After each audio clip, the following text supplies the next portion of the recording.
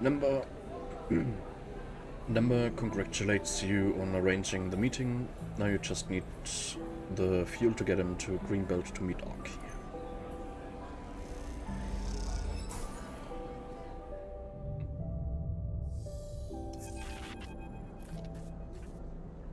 Aki comes to meet Number at the entrance to Greenfields. You can tell she's in full administrator mode. Her bows are precise, her words carefully chosen, but her manner is without its distinctive warmth.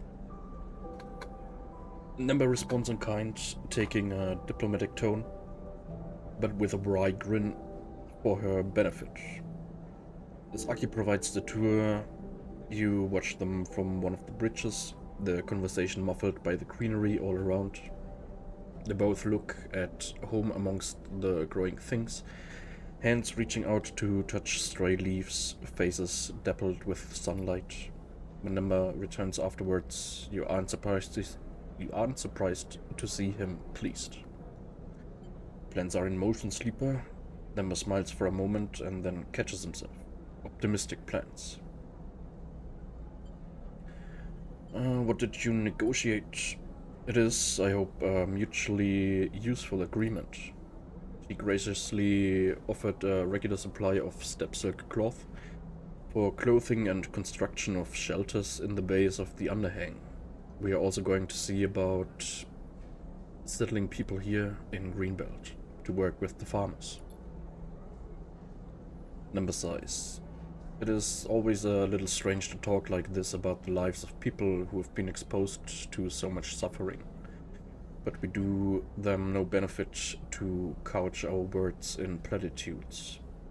Number looks out at the greenfields. Aki understands that. She's a refugee herself. She fled her moon many cycles ago. Number squints. We share that as well. You fled the war? I did. Does that change how you see me? Number sighs. Would it have made you treat me differently? He sniffs. Sorry, I'm being unfair. I just find there's an expectation that if I am a refugee, I must be desperate. I must beg for aid, show my suffering. Number folds his arms. I prefer to make plain requests, or even better, strong demands.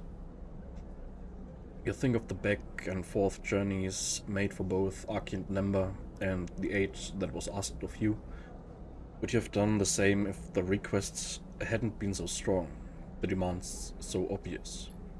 Speaking to Aki, I could see she has experienced the same treatment, though I think she is less hardened by it. We both have our own reasons to do what we do, or why we enjoy it in our own ways. We don't need to explain ourselves to others. Number looks over his glasses at you. I'm glad to have met her. Thank you for your part in it. I'm glad to help. What I like about you, Sleeper, is that I believe you when you say that. Number smiles wryly. I will stay a little longer. Aki has promised to send me back to the far spindle with the first shipment of fabric. I will then gather those who wish to come here and send them back in the same freighter. He smiles warmly at the view of the greenfields. The exchange begins. The work never ends. You say your goodbyes and leave Number on the bridge, enjoying the dappled light. After all the shuttling of spores across the belt, you finally have a clear view of Aki and Number and their response to their own hardship. They are not saints acting from a position of purity, but pragmatists with an intent to change those things that once marked them.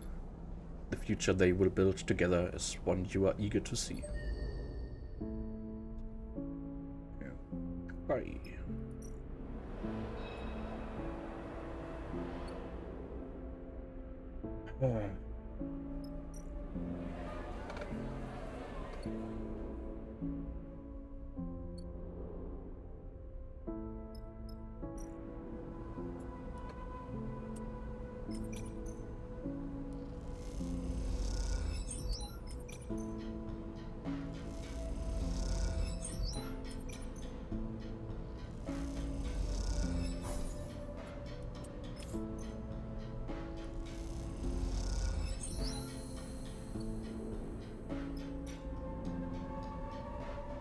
Fruiting bodies. The farm is working, but you'll have to wait for fruiting bodies to grow before you can harvest them for supplies.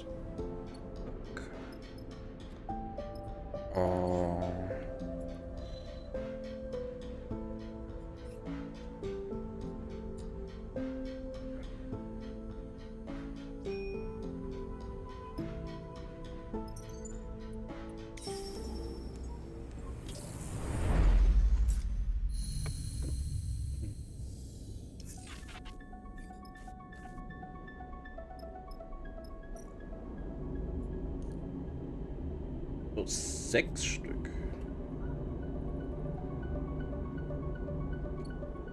Oh, okay.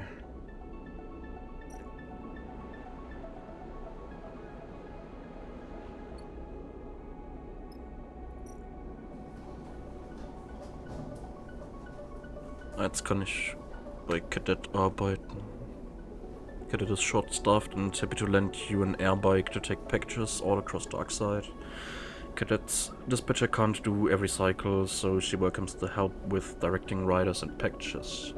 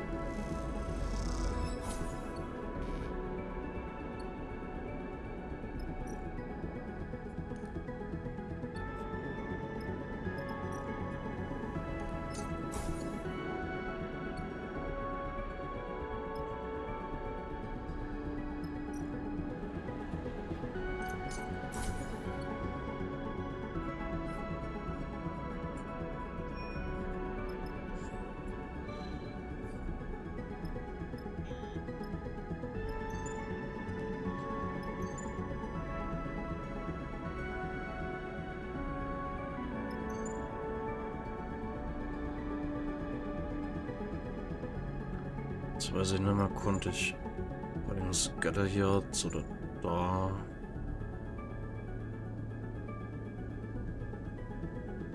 Den verarbeiteten Schrott verkaufen. Ich glaube da.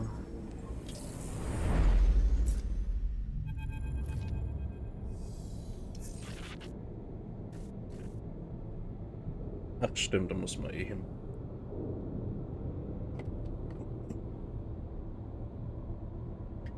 The workshop of Cadet's data scraper friend is just as the two of you left it. Remember the cycles you and Cadet spent in here poring over the dark data, the strange fragments of the drone mines, protests seed among the cold core. You find a drive where Cadet told you it would be. In a compartment under the padding of a bunk lined with thick shielding that makes its contents undetectable. As you pull the drive out, the metal cold on your hands, you have a sudden urge to smash it to pieces. This object which escaped export when so many others didn't. Someone, somewhere wanted the data on this so badly that they would spend any number of lives to get it.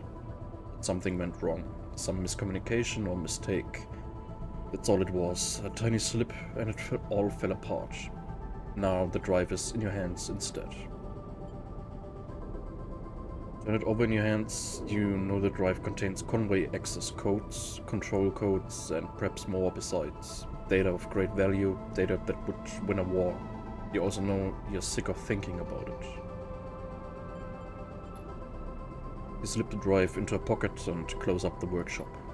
You head back to the rig, and as you do, you turn the drive over in your pocket, unsure what the next step might be. As you glide through the hub, you pass ship fitters and crews, all moving on their own vectors. It feels strange to carry the drive past these people, all of them totally unaware of the threat it might pose to them, to their station. Excuse me. A stranger stops you in the passageway with a hand on your shoulder. Can I ask for your help with something? The sudden appearance shakes you out of your thoughts. You quickly take your hand out of your pocket of the drive. You look at the stranger in front of you. He is roughly dressed in a heavy coat, but he is otherwise unremarkable. You could have passed him many times before and not have known. I'm looking for something. He looks over his glasses at you. A little lost to drive. Are you? This matter concerns my client more than me. He leans back a little, his voice calm. So introductions won't be necessary, but the drive belongs to my client, and he would be very happy to see it returned. Suddenly something catches your eye. A set of dice, like those used to play Star and Stoker. The stranger is playing with them in one hand, turning them end over end in the station's microgravity.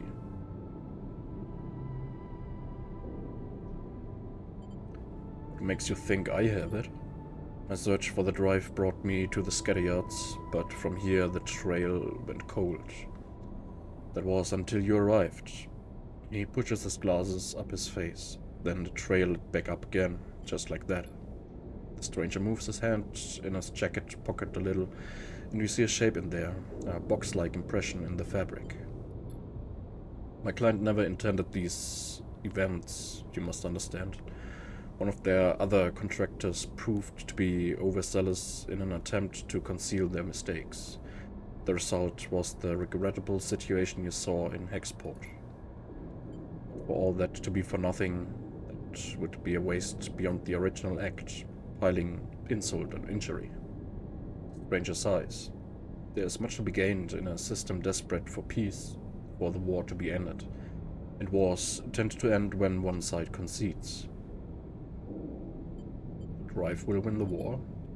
Stranger laughs. A client will greatly benefit from its retrieval. Any more is hard to judge without seeing the provenance of the data. Only a few possible futures remain for the belt. My client will facilitate one of the better ones. That is why I'm here. But if you need additional persuasion, I'm authorized to offer you 300 cryo as a reflection of your efforts.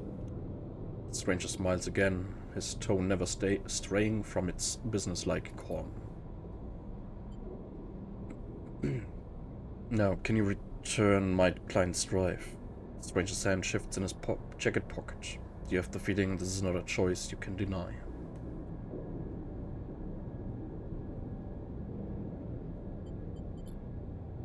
You take out the drive and place it in his hands. He quickly pockets it, and with the same hand pulls out a block of chits, bound together with tape. Thank you. The stranger bows his head. For your cooperation. He turns and glides away, disappearing down the passage. You slip the chits into a pocket, an unexpected boon. The belt is no place for principles over survival, and you know that well. In the end, a contract is just a contract and data just data. The stars spin on regardless, and they will not hold judgment over you in the end. You suppress a shiver and hurry back to the rig, doing your best to forget the past, hoping it will not repeat itself. At least, in the end, someone got paid.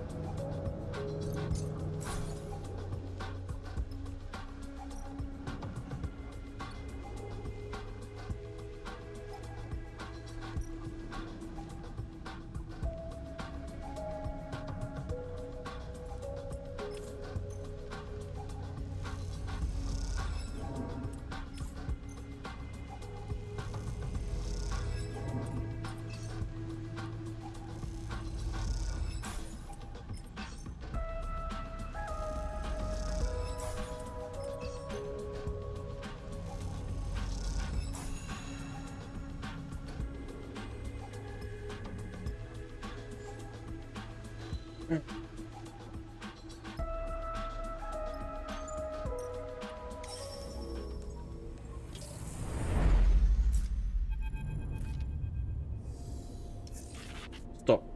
A shadowed figure meets you in the docking tunnel. No saboteurs allowed.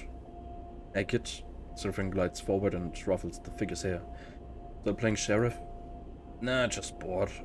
Sana grins. What are you two doing here? He glides alongside you and Seraphim as you drift through the tunnel. None of your business. Seraphim pushes past. No offense, kid, but you aren't actually the sheriff around here. You pass through the familiar doors and back into Olivero.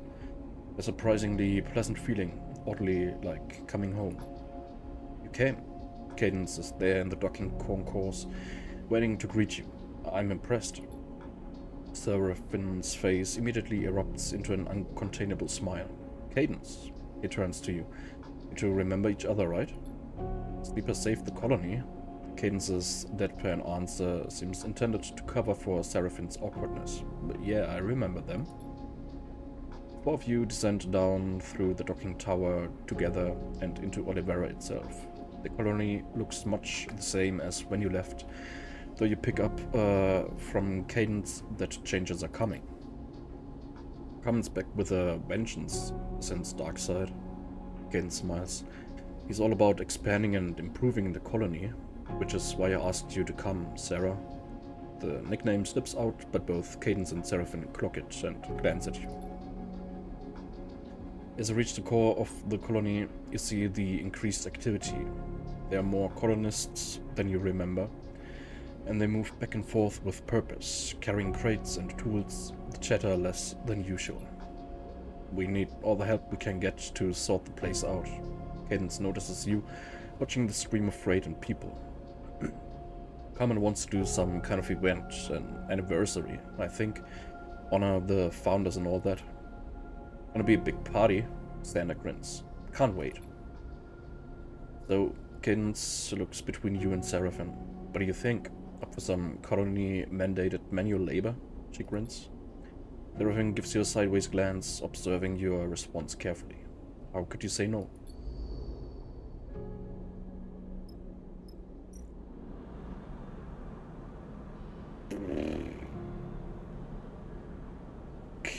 Olivera's independence. Olivera's a new colony, and it is still establishing itself. It needs all the help it can get to grow and thrive. Sorting shift on Olivera. The colonists all take on useful jobs. Sorting through gathered scrap for useful building materials is one of those jobs. Working together to run the farm stacks is a job shared by many colonists. Everyone contributes and the colony makes sure they are fed. Help keep it independent. Olivera has set up a small hydrogen refinery, but it must be run by volunteers from among the colonists. Okay.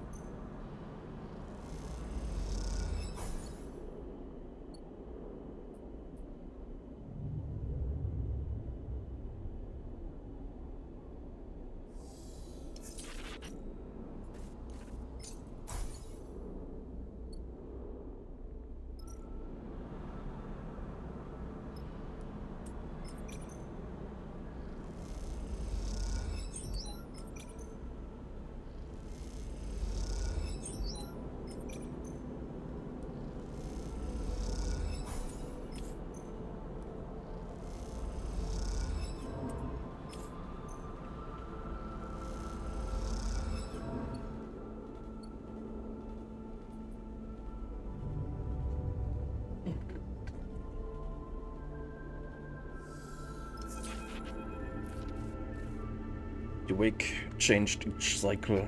You can feel it now, the unraveling of your frame. At first it happened in shifts. Now it is a constant, a regular reminder. As you feel another part of your frame go offline and wonder about how essential it is to your survival, you think of Flint. You remember that Flint is waiting, too, waiting for a reboot that will end their decline. That realization is unpleasant. You can hold onto your own suffering, but do you really want to prolong the suffering of another? Flint is in your orbit. Whether you like it or not, their path affected by the gravity of your own. Perhaps you have delayed long enough. Perhaps there's time yet. A few loose ends left to tidy in a belt made of loose ends of drifting material. Then you can walk through the dark door of the reboot.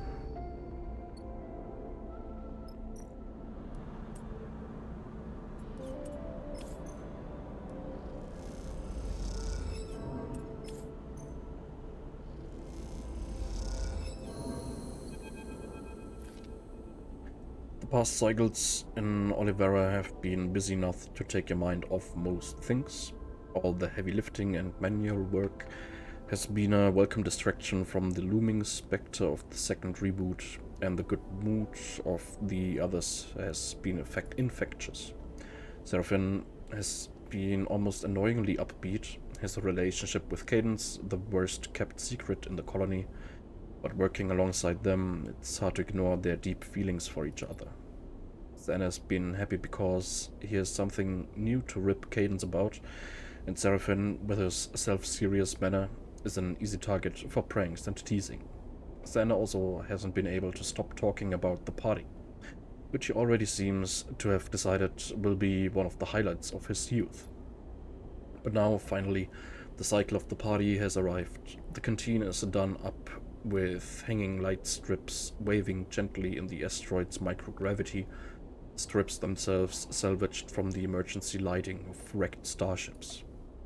With the work stopped and all the colonists yet to arrive, you find the reboot filling your mind once again, growing like a shadow.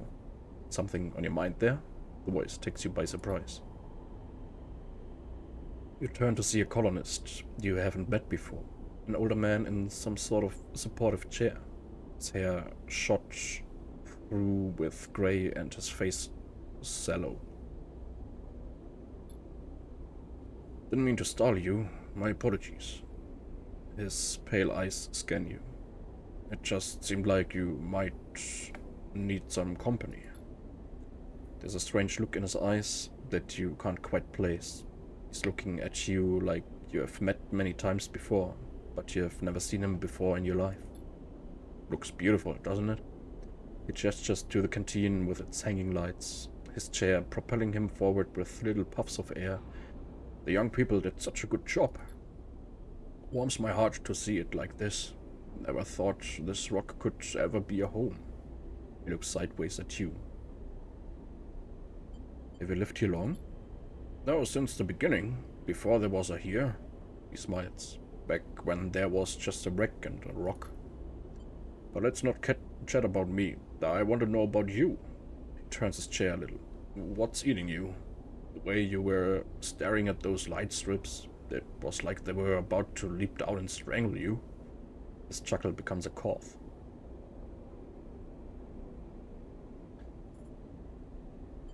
I'm afraid of the future.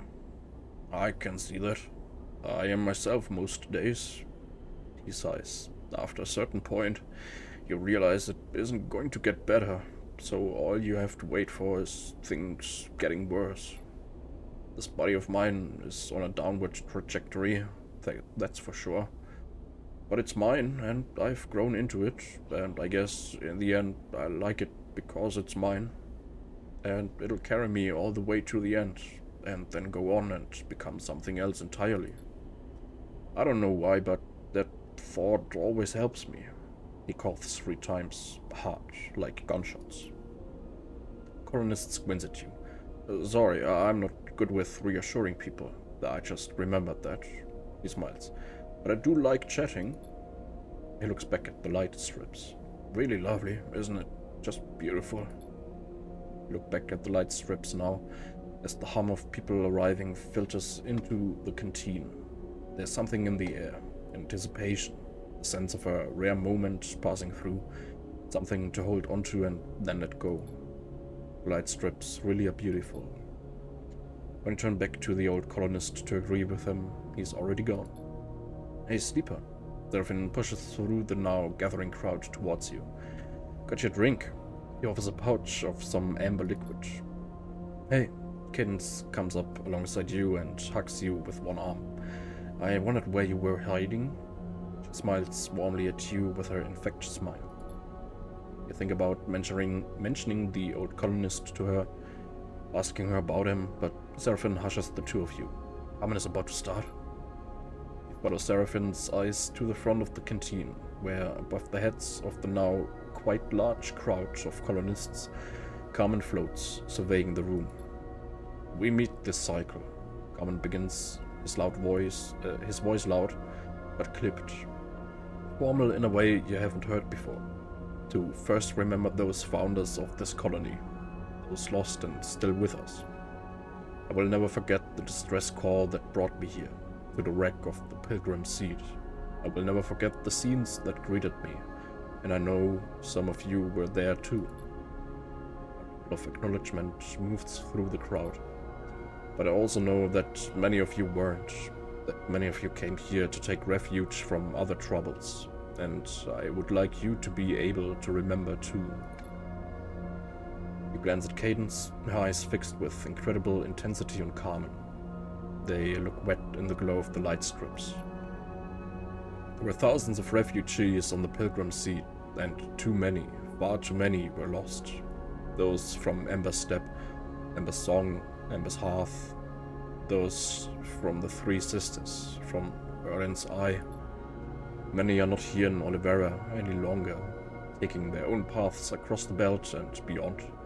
But we acknowledge them all, remember them all, lost and found, present and absent, because without them, there would be no colony here.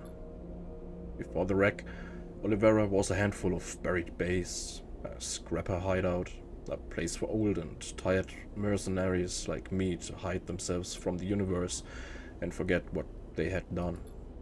But when the Pilgrim Seed was wrecked, it brought the universe back to Olivera, and I could not hide any longer.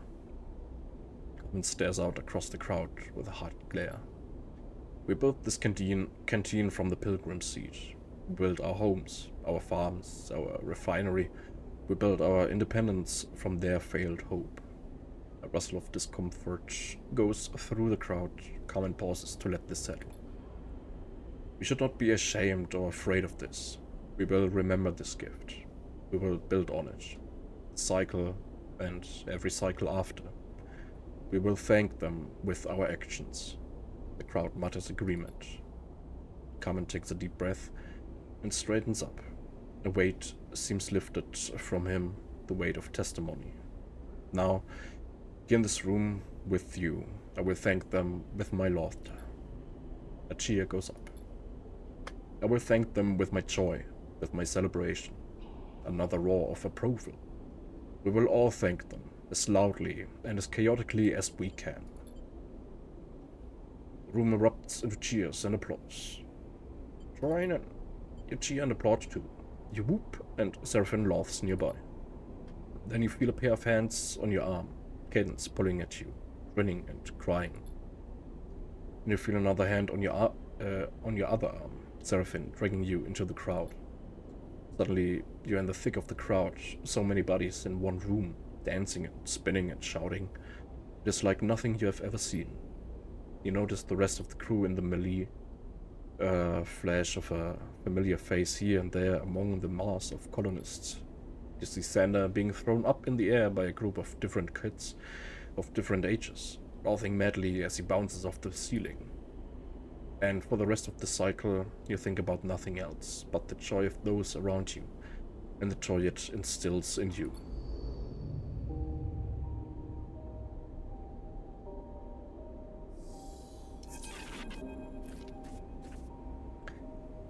Wake up in your berth, the same light that always shines on the belt, shining incessantly through the window. You're slow to rise, slow to begin this fresh cycle.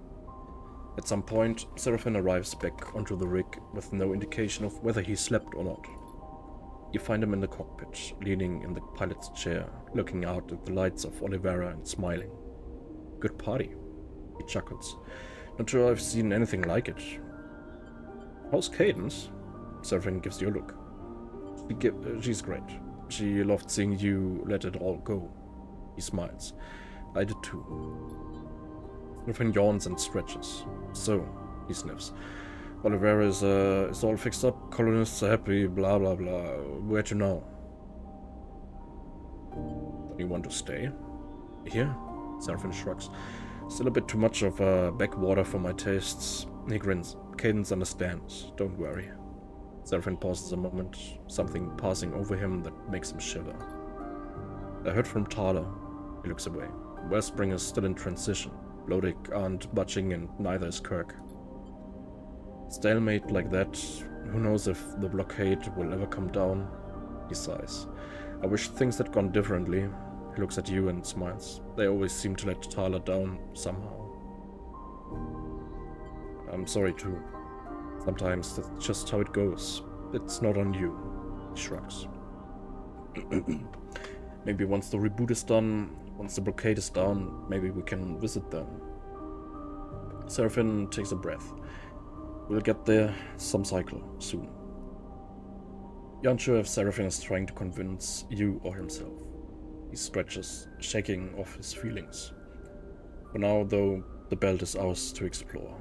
Olivera have filled out fuel tank, so it really is up to you where we'll go. He gets up. While you're deciding, I'm going to go dig up some breakfast, and he glides out of the cockpit. You take a moment to look out across the tiny lights of Olivera, dwarfed by the crater and the wreck that sits at its far end. Not bad. Not bad at all, you think.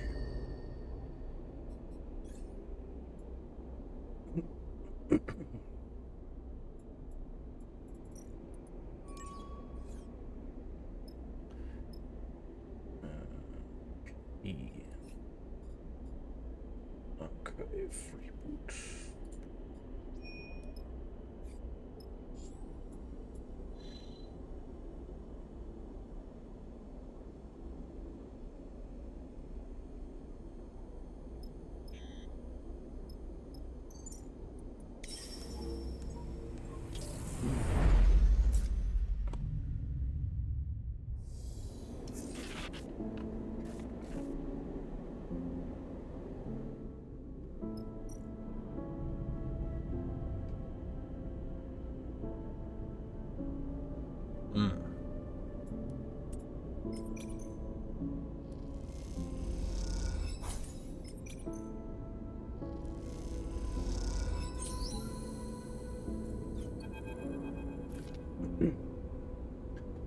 What do you mean, fried Kimball? Our station depends on that array. The voice echoes out of one of the Sunbird's poles, cramped base, tucked up in the ceiling of the hollow. Though you're tired from a shift spent sealing leaks in this shattered section of the station, you still can't help but listen in. I've been patient, Kimball, but now, with the repairs almost done, you're telling me we can't broadcast anyway? Voice comes from a doorway nearby, and as you float past, you glance inside. You see a woman facing away, dressing the back of a man half buried in the guts of some complex machine. I'm sorry, Kimball, she concludes, but that just feels malicious. The man, presumably Kimball, mumbles something in response, though you do not catch it through the wires and mechanisms that surround him. The woman quickly turns and spots you peering in through the doorway. She gives you a curious look. Oh, she quickly smiles. Hello. She closes the distance. I'm Cyrene. She offers a hand. I've seen you working on the repairs. She tilts her head. We appreciate your efforts. Happy to help? Cyrene looks over her shoulder at Kimball and then back to you. How do you feel? She pauses, calculating about the war in the inner system.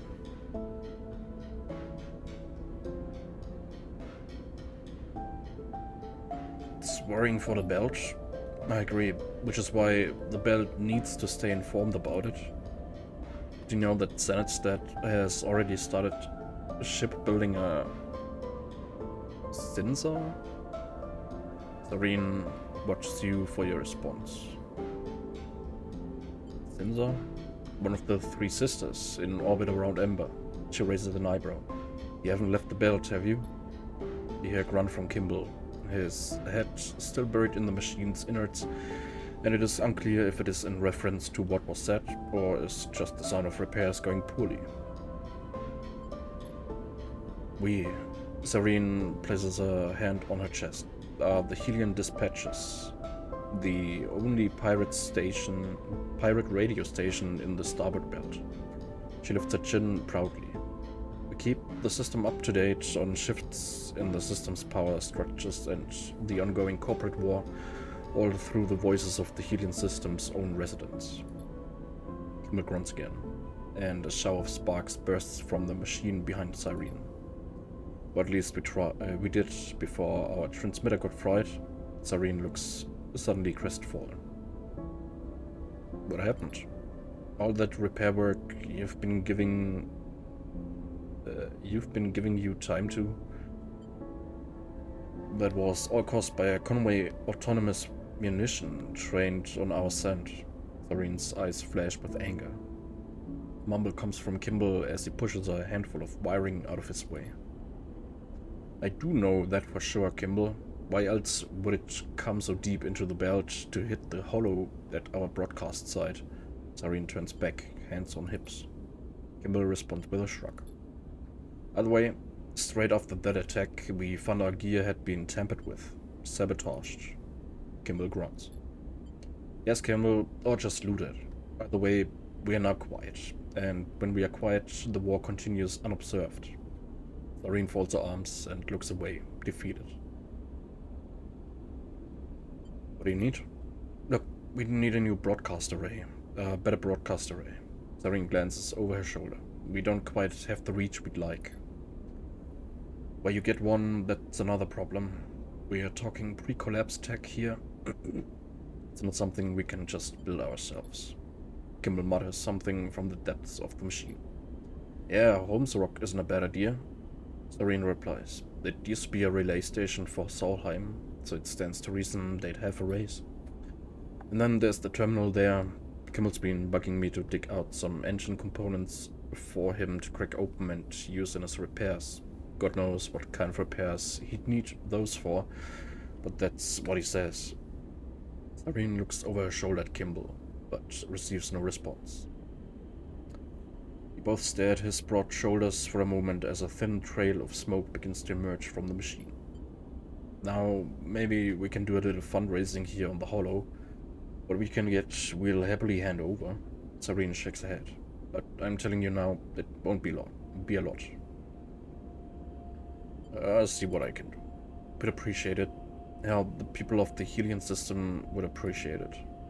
She glances over her shoulder. I think Kimball would appreciate it too. We leave Cyrene and Kimball to their repairs, making note of the engine components and white band array they will need to get back on the air. It's hard to tell if the job will be worth your time, but then again, someone as knowledgeable as Cyrene might be a useful asset. Oof.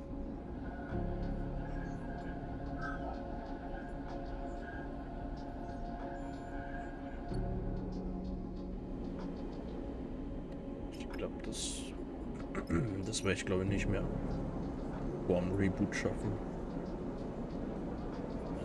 Da kann ich es verkaufen.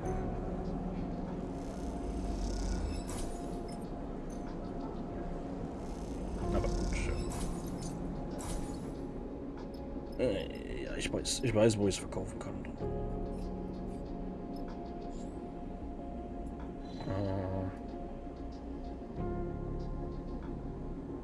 Was mit Juni?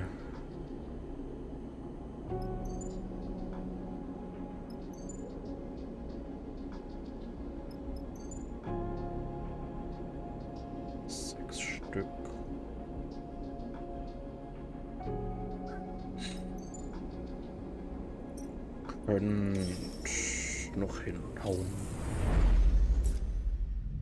Außer ich kriege jetzt direkt nächsten Glitch. Nee, okay.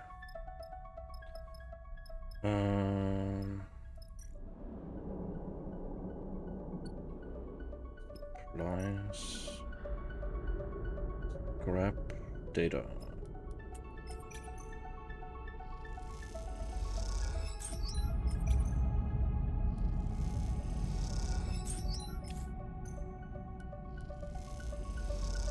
Also. Hier könnt.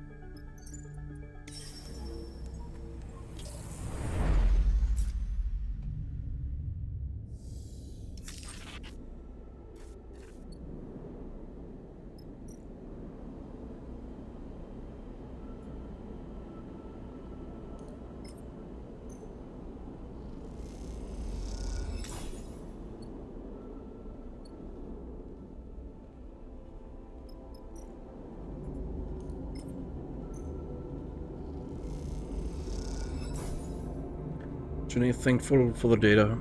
I have everything prepared. Just give me a moment. I've been waiting for what feels like a long time. Junie insists you can't help. So you find yourself floating in the baking heat of the Hep mainframe while she taps away at her terminal. As you do, you can't help but shake the feeling of a presence nearby. One that you are coming to understand as some remnant of Overseer. You don't know if Overseer was ever really a person, but now, with their many selves combined and dispersed, their consciousness expanding to fill the vast space of the Hep and its networks, they surely aren't even close to human anymore. You think of them as a ghost, but perhaps now they are better understood as something less mournful. As a system, a process, a thing becoming. The entire station is their body. You can't help but wonder how that feels. And we are ready. Junie hits a key on her terminal with percussive force. It'll take a little while, but she'll be online in a few moments. She looks flushed with excitement. I thought this was an archive. Weren't you listening last time? Junie squints at you. Don't tell me you drifted off.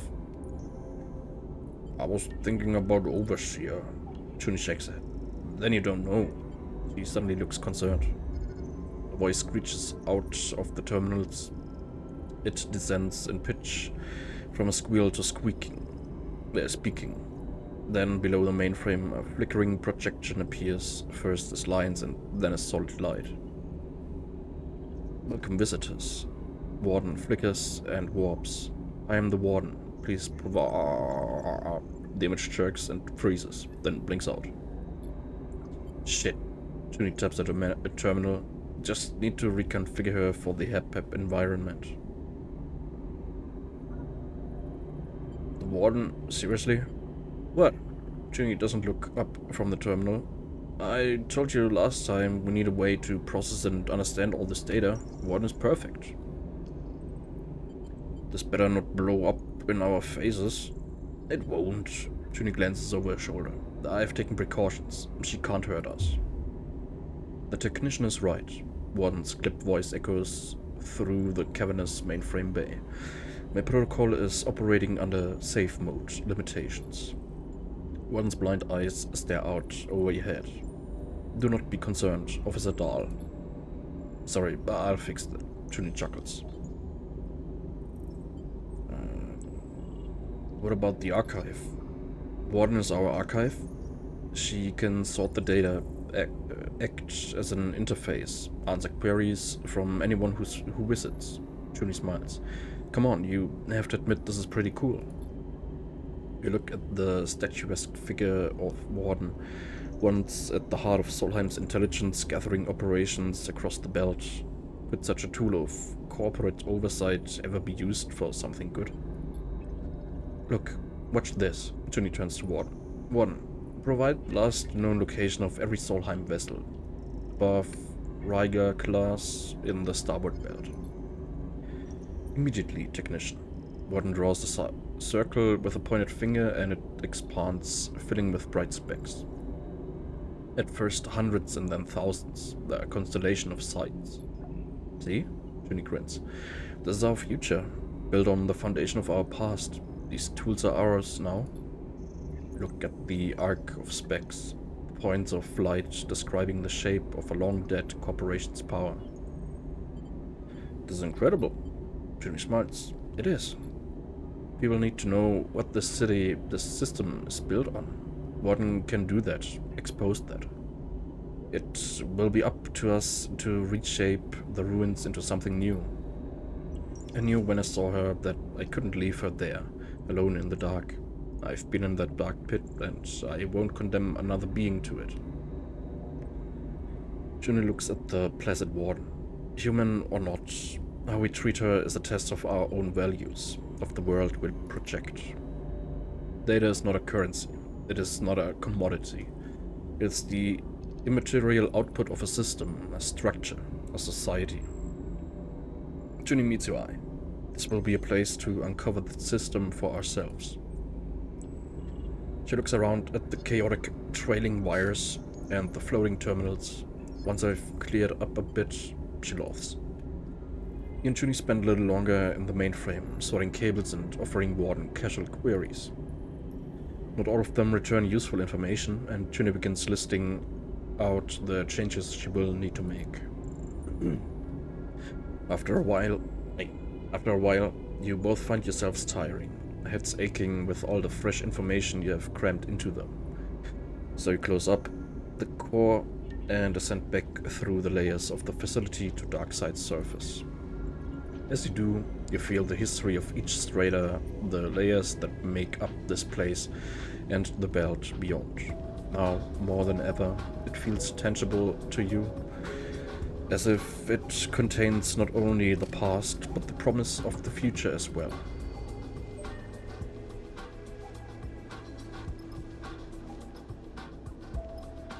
Oh, okay.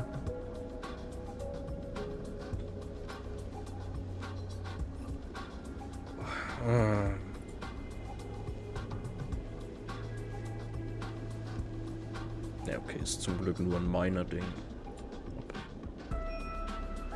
Das mit dem Radio. Ja, das wäre ich. In Anbetracht meines Zustands wahrscheinlich nicht mehr wirklich gut hinbekommen. Daher auf geht's. You need to be rebooted to have any chance of surviving, but the outcome is unclear. This step will mean big changes no matter what happens.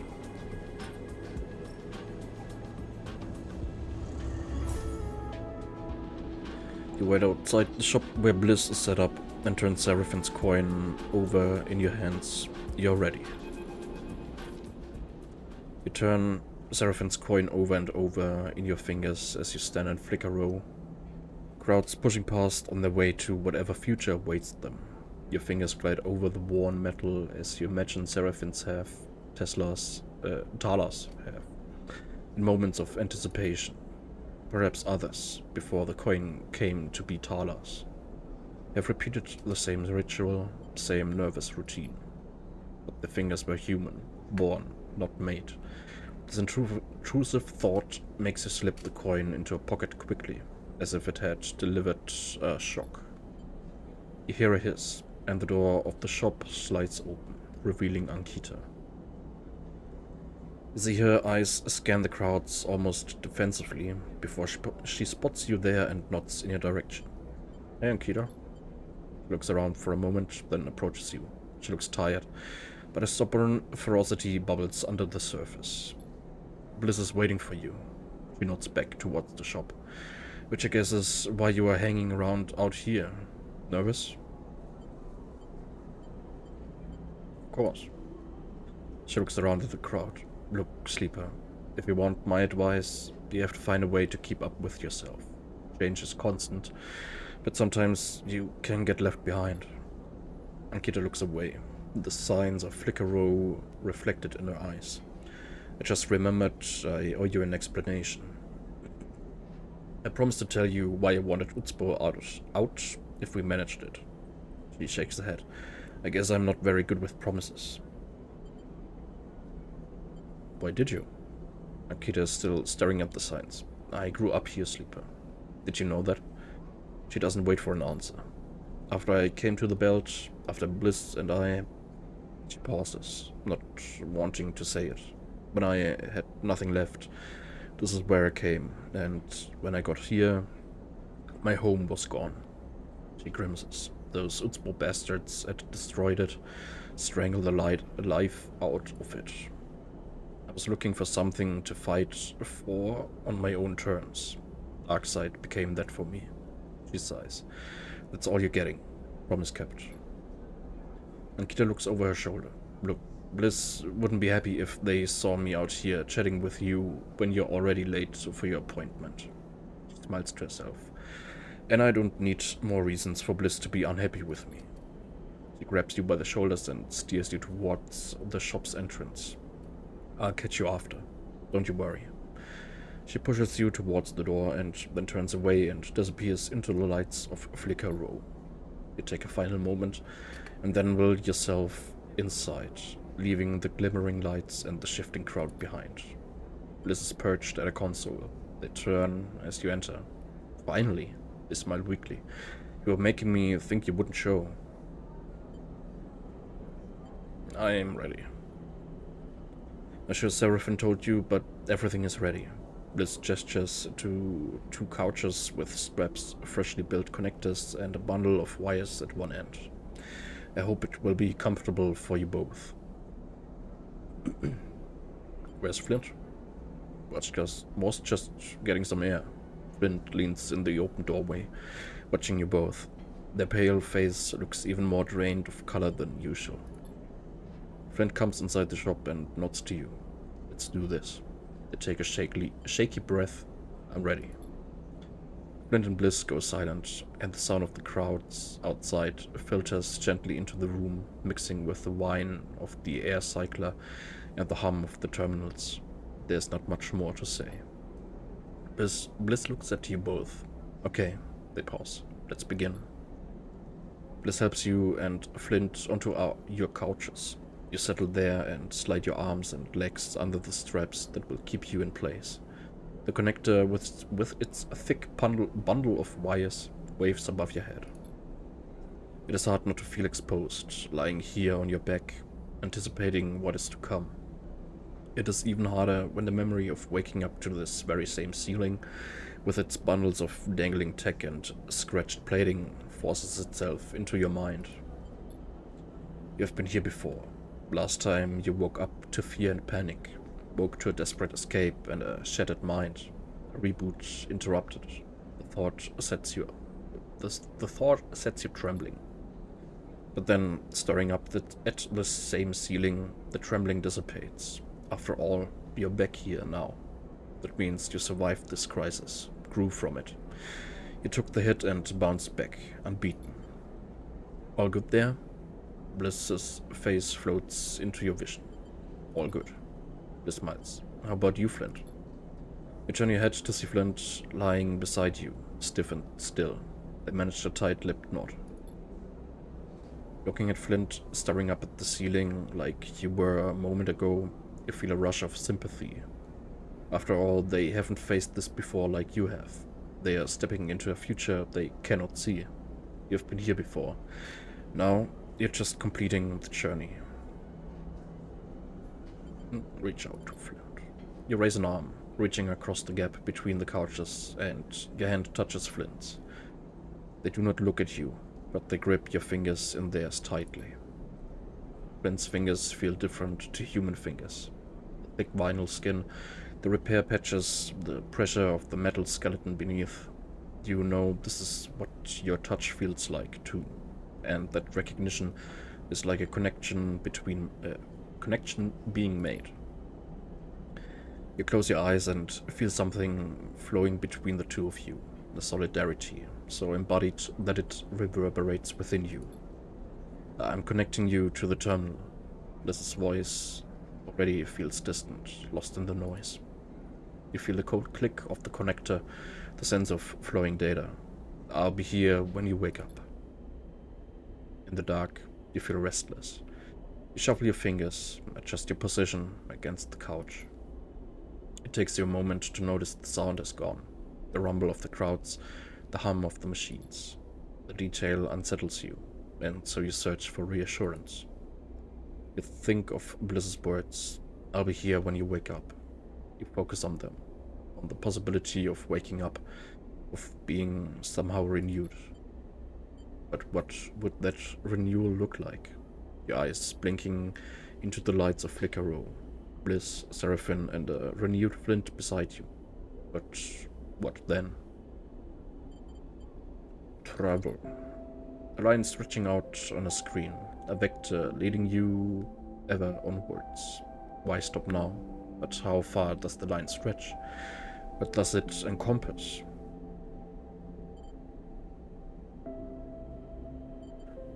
Beyond. The belt is just an edge, a stopping off point and little more. A line could be drawn as far as anyone could imagine out here. And why not? The vector does not always know its end. Eugene's fraction drive could extend the vector beyond all reason. Extend it beyond what you can imagine. Anticipate the slow construction, the sourcing, the planning, all in service of that white-hot moment of escape. An image. Eugene reporting arrival in a new system, a trade station, vast, glittering, slowly growing in the cockpit. Plans already growing, contracts, contacts, and trades, all stretched out ahead of you like threads, just waiting for you to choose which one to pull. You feel the rumble of the fraction drive in your body. You can outrun everything. You know it. Then you feel it. The insistent pulling of a thread. The unraveling of your very self. The reboot comes on slow and icy seeping into your mind. Little pieces of you flake off in the flow, fading with distance. You hear a voice, Bliss's voice, so far away now. You reach for it, stretch your every sense towards its familiar warmth. I'm starting the reboot.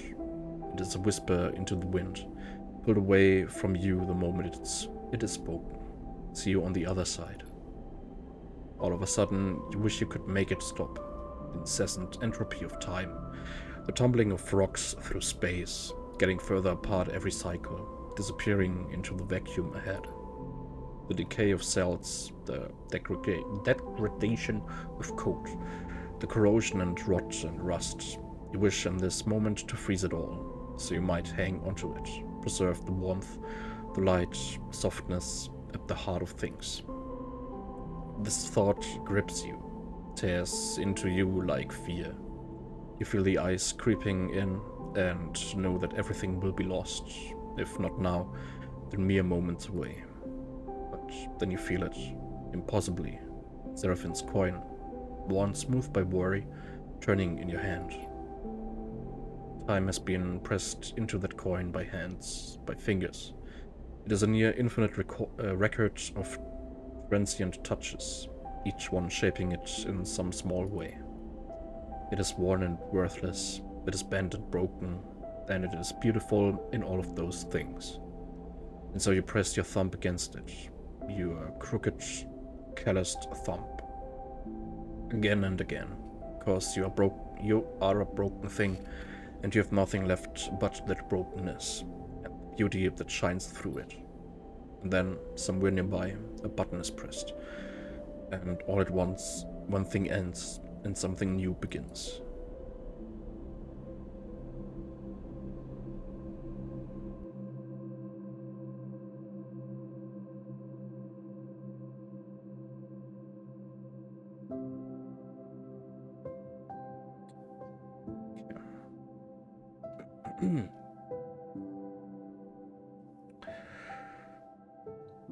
Jo. Das war Citizen Sleeper 2.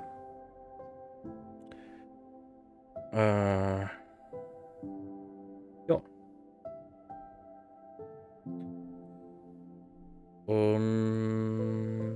Ja, was kann ich sagen?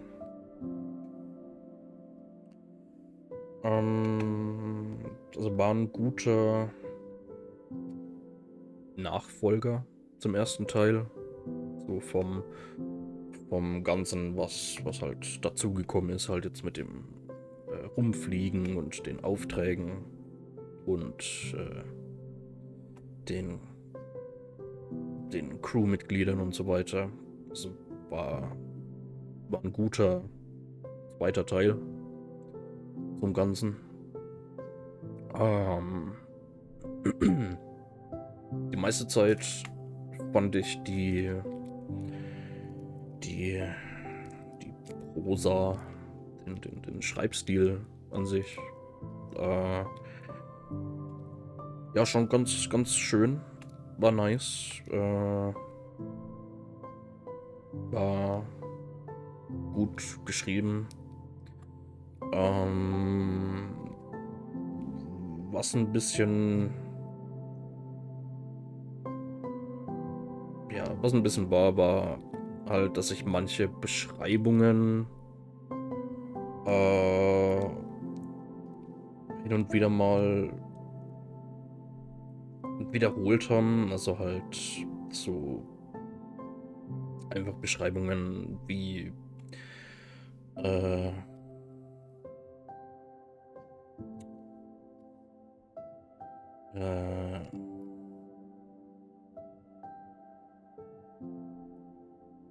ne, ich hab's jetzt noch nicht im Kopf.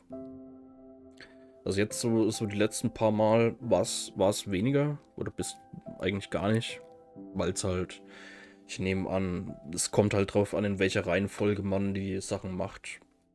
Und wenn du jetzt halt, ja, jetzt so gegen Ende hin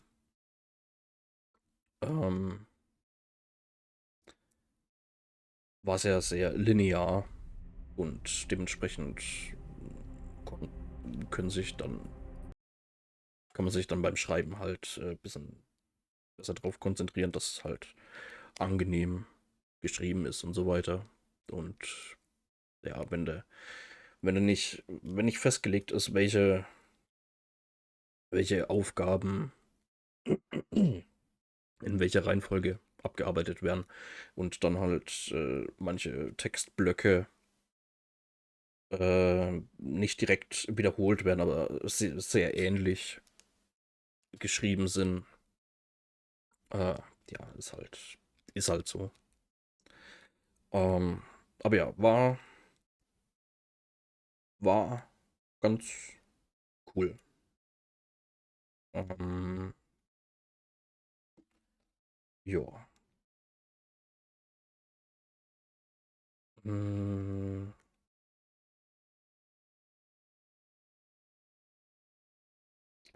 ja, ansonsten.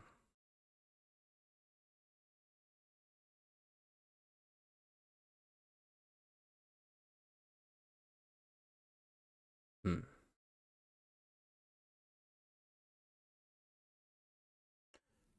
ja, habe ich eigentlich, glaube ich, nichts groß zu, zu sagen noch.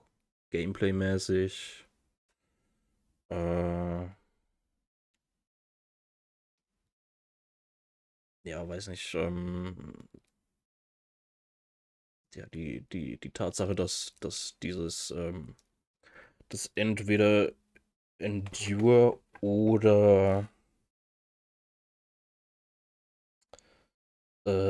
Engage schon vom Gefühl her häufiger vorkommt oder zumindest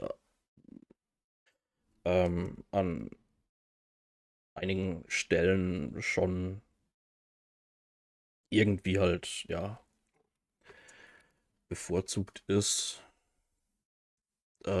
macht's halt, wie jetzt bei mir, macht's halt ein bisschen schwieriger, wenn du den einen Charakter wählst anstatt den anderen. Aber ja, ansonsten so ein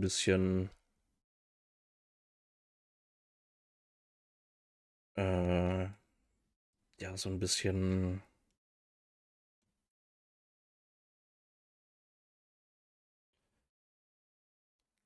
schnelleres Game Over. Jetzt bei meinem ersten Run, bei meinem ersten Versuch, wäre mir, glaube ich, lieber gewesen, anstatt halt, ja, man verkackt da und da und da und dann wacht man auf einmal irgendwo auf einer anderen Station auf und muss halt da schauen, dass man da äh, macht, ja, halt sich wieder irgendwie einkriegt und dann verkackt man wieder und dann wacht man wieder woanders auf. Äh, weiß nicht, ich meine einmal einfach so als, ja, als trotzdem als Sicherheitsnetz, dass man nicht sofort Game Over ist. Äh,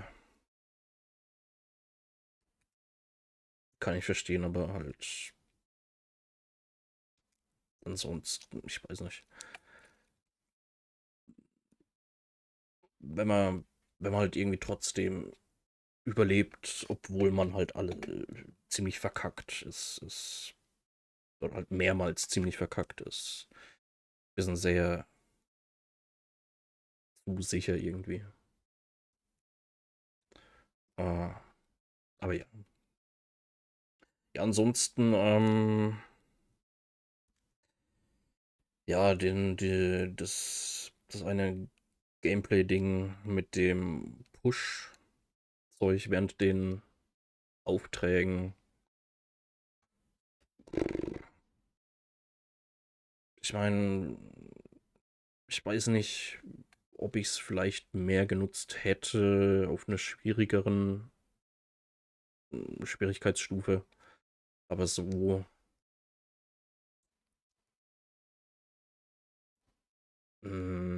weiß nicht, hab ich mir oft gedacht, ist mir eigentlich lieber, wenn wenn ich die schlechten Würfe mit den Crewmitgliedern versuche, anstatt selbst Stress-Dings zu bekommen, diese Stresspunkte. Ähm, und dann potenziell meine eigenen Würfel halt beschädige und so weiter. Also da weiß ich nicht, ich weiß nicht, wie man es hätte besser machen können. Vielleicht, vielleicht die Aufträge selbst schwieriger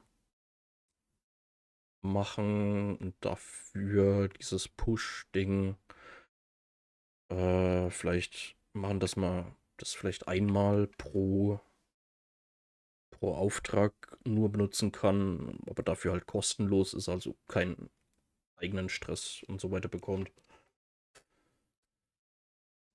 Dann wäre ich zumindest, glaube ich, ja, ein bisschen mehr geneigt gewesen, das zu benutzen.